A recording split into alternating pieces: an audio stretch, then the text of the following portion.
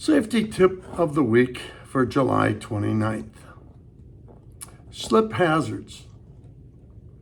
As slips, trips, and falls in the workplace are the number one cause of injuries and fatalities. In all business, it's traffic, but in construction and others, and manufacturing,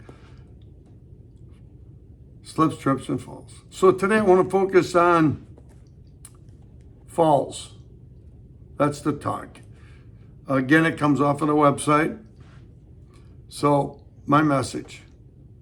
According to OSHA, slip, trip, and fall incidents cause 15% of all accidental deaths.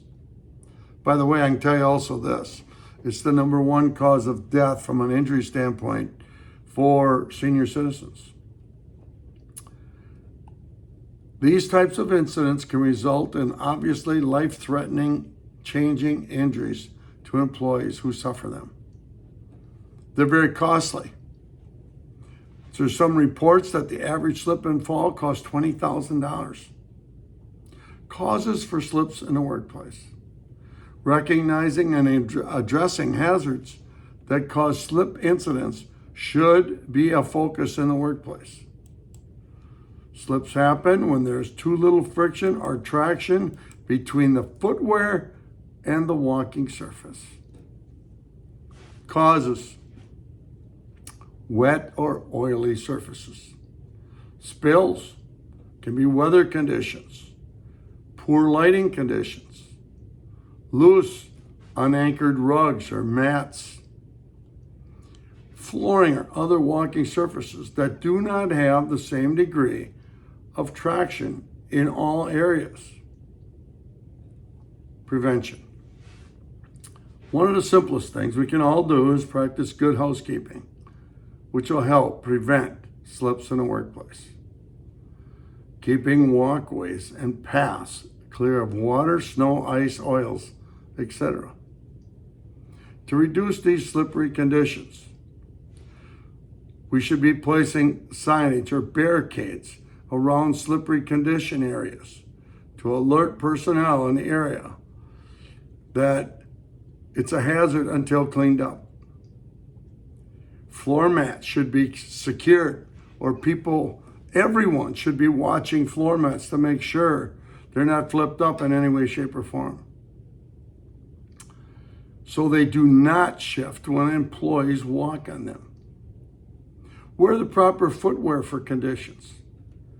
Footwear with good tread makes better contact with the walking surfaces, which leads to less of a chance of a slip. Take smaller steps or shuffle your feet when there are slippery conditions that could present that you cannot avoid. Taking larger steps can lead to your balance being thrown off, which then can result in a slip. In summary, slip incidents are hard to avoid if there are slippery conditions and other hazards that are present that can cause these slips. Key to eliminate: individuals are not exposed to them in the first place. If there are no conditions where there is too little friction or traction between the individual's footwear and the walking surface, then there's no slip, folks. As a discussion point, we can all talk about what are some of the hazards that we can cause slip incidents in our workplace. And let's all talk about them. We can talk about them in a JSA at the start of a job or shift.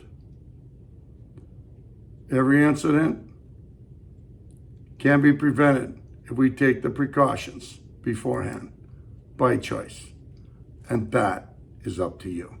Take care, everyone. Until next week, please make good choices and be safe.